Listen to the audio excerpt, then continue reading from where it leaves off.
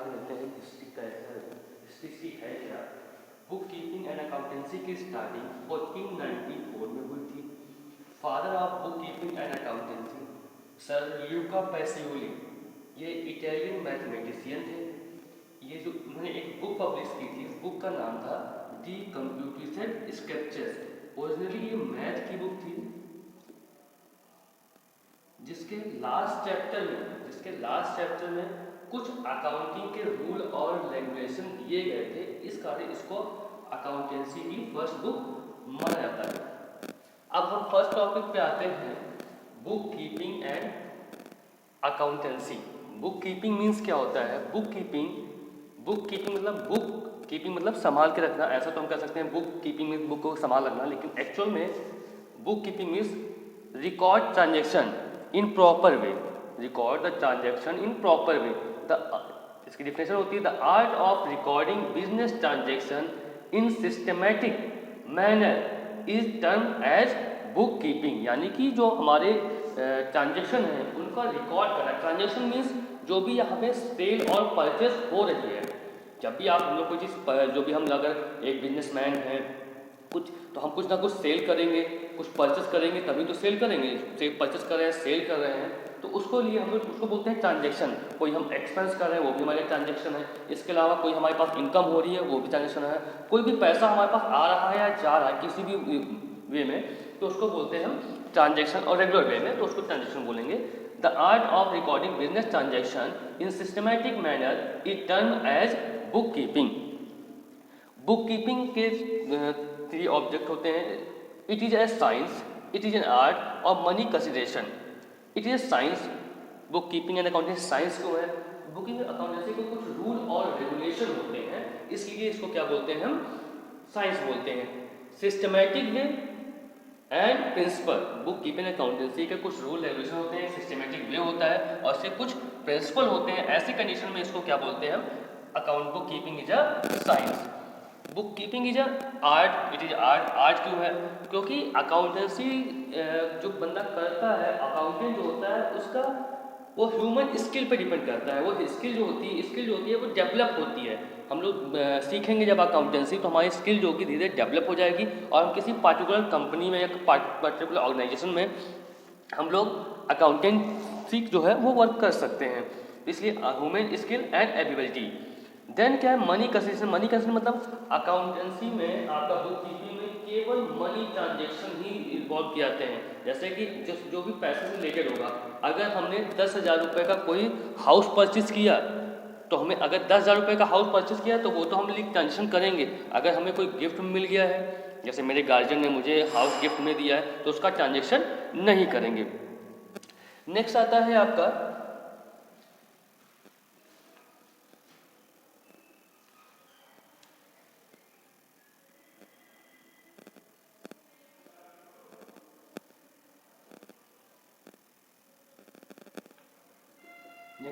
इसमें मान लेते हैं book keeping accountancy and transaction.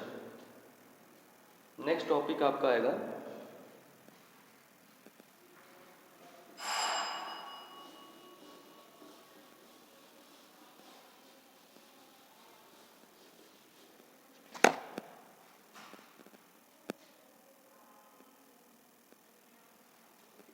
Types of book keeping. Book keeping के क्या होता है? फर्स्ट क्या होता है आपका? Single entry system. सेकेंड आपका डबल एंट्री सिस्टम। थर्ड आपका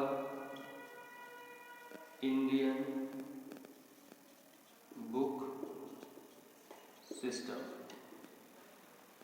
फर्स्ट आपका single entry system. Single entry system होता क्या है? सिंगल एंट्री सिस्टम में केवल वन साइडेड रिकॉर्ड ही किए जाते हैं। जैसे कि हमने कोई चीज़ परचेस की, तो जो भी चीज़ हमने परचेस की, यानी कि या तो हमने जैसे कि एक बुक परचेस की है, तो हम बुक का रिकॉर्ड रखेंगे, या हमारे पास जो पैसा हमसे गया है, हमारे पास से वापस गया है, उस पैसे का रिकॉर्ड रखेंगे। दोनों में से किसी एक चीज़ का ही रिकॉर्ड रखेंगे। डबल एंट्री सिस्टम में क्या होता है, हम दोनों साइड का रिकॉर्ड रखते हैं, बोथ साइड का रिकॉर्ड हम रखेंगे। अगर हमारे पास से पैसा गया है, हमारा जब ट्रांजेक्शन हुआ है तो हमारे पास बुक आई है और पैसा हमारे पास से गया है, तो बुक का भी एंट्री करेंगे, बुक आने का भी एंट्री करेंगे, और जो हमारा पैसा गया है उसका भी एंट्री करेंगे। तो दोनों का एंट्री होगा, तो उसको बोलते हैं double entry system. Double entry system में दो साइड होती है, एक होती है आपकी डेबिट साइड, दूसरा होता है आपका क्रेडिट साइड। नेक्स्ट आपका आता है Indian book system. Indian book system में हमेशा इंडियन लैंग्वेज में जो भी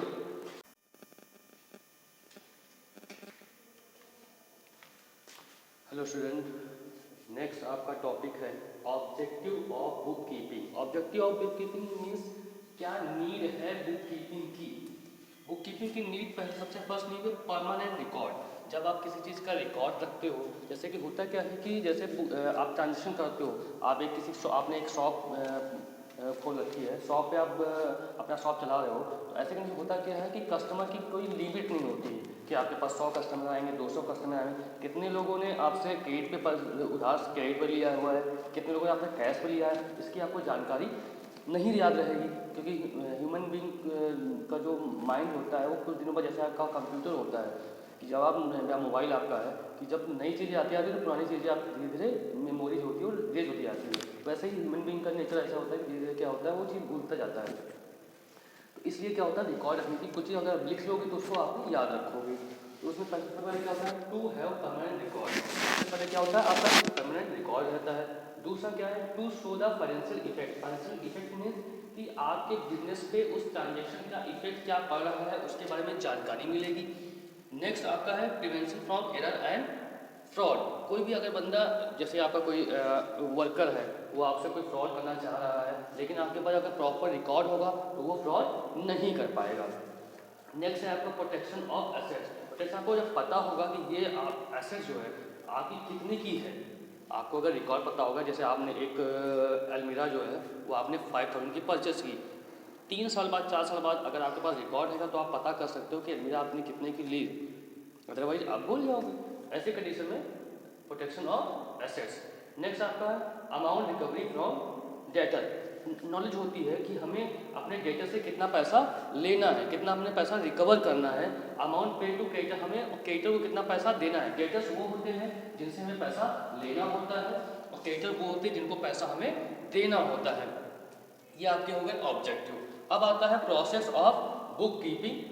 प्रोसेस क्या होता है, सबसे पहले डॉक्यूमेंटेशन होता है। डॉक्यूमेंटेशन मतलब जैसे कि आप कौन कौन से रिकॉर्ड रखोगे, तो रिकॉर्ड ऐसा नहीं कि आपने लिख दिया हो गया, उसके लिए प्रॉपर डॉक्यूमेंट होना चाहिए। बिना डॉक्यूमेंट के आप रिकॉर्ड नहीं रख सकते हो। डॉक्यूमेंट होंगे क्या, सबसे पहला वाउचर, अगर आपने किसी चीज़ का वाउचर रखा हुआ है।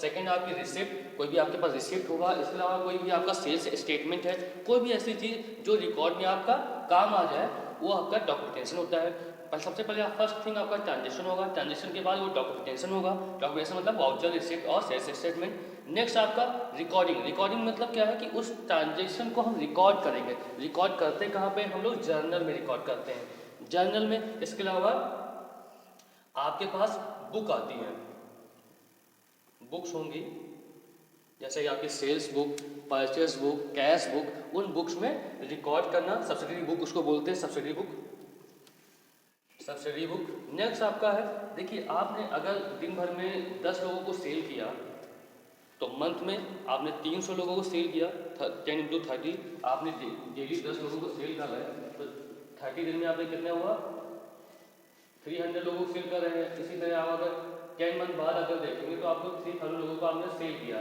क्या 3000 टाइम अगर हमने 5-5 हज़ार की सेल की 3000 टाइम, तो क्या हम उसको याद रख पाएंगे, उसको हमको टोटलिंग करने में प्रॉब्लम होगी। ऐसी कंडीशन में क्या होता है, लेजनिंग की जाती है। लेजनिंग मतलब क्या है, जैसे कि हमने राम से परचेस किया हुआ है तो राम का रिकॉर्ड एक पास में, श्याम को सेल किया है तो श्याम का रिकॉर्ड एक पास में। जितना भी सबका जो जो होता है सबको समरी कर देते हैं, सबको जो रिकॉर्ड होता है उसको एक पास एक ही जगह इकट्ठा कर देते हैं, उसको बोलते हैं हम लेजर। उसके बाद आता है ट्रायल बैलेंस। अब लेजर को भी समराइज करने के लिए हम लोग बनाते हैं ट्रायल बैलेंस। ट्रायल बैलेंस में होता क्या है कि एक टाइम में हमारे पास जो भी रिकॉर्ड, जितने भी अकाउंट हैं उनके बैलेंस से हम रिकॉर्ड तैयार करते हैं, उसको बोलते हैं हम ट्रायल बैलेंस। ट्रायल बैलेंस के हेल्प से हम लोग इसके क्या करते हैं, file account. Prepare a set of file accounts. Prepare set of file account क्या होता है, आपके सेट में आपके 3 जो होंगे, 3 चीज़ें होंगी। पहला चीज़ आपका सेट में क्या होगा, आपका यहाँ पे लिखे हो। पहला आपका होगा ट्रेडिंग अकाउंट, सेकेंड आपका profit and loss account, third आपका होगा बैलेंस शीट।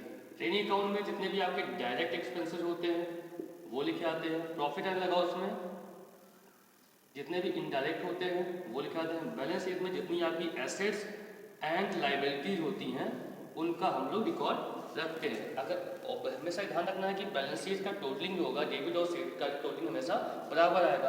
अगर आपने ट्रायल बैलेंस के सभी अकाउंट बिल्कुल एग्जैक्ट किए हुए हैं तो क्योंकि आपका डबल एंट्री सिस्टम है, डबल एंट्री सिस्टम में क्या होता है डेबिट और क्रेडिट हमेशा इक्वल आएगा, क्योंकि जितने रुपए से मैंने परचेस की है उतने रुपए का सामान भी हमारे पास आया, पैसा हमारे पास 5,000 रुपये का गया, 5,000 रुपये का सामान आया, तो दोनों साइड हमारी इक्वल हुई। ऐसी कंडीशन में क्या होगा कि आपका ट्रायल बैलेंस हमेशा इक्वल आएगा। अगर आपने कोई एरर नहीं की हुई है तो ट्रायल बैलेंस आपका इक्वल आएगा।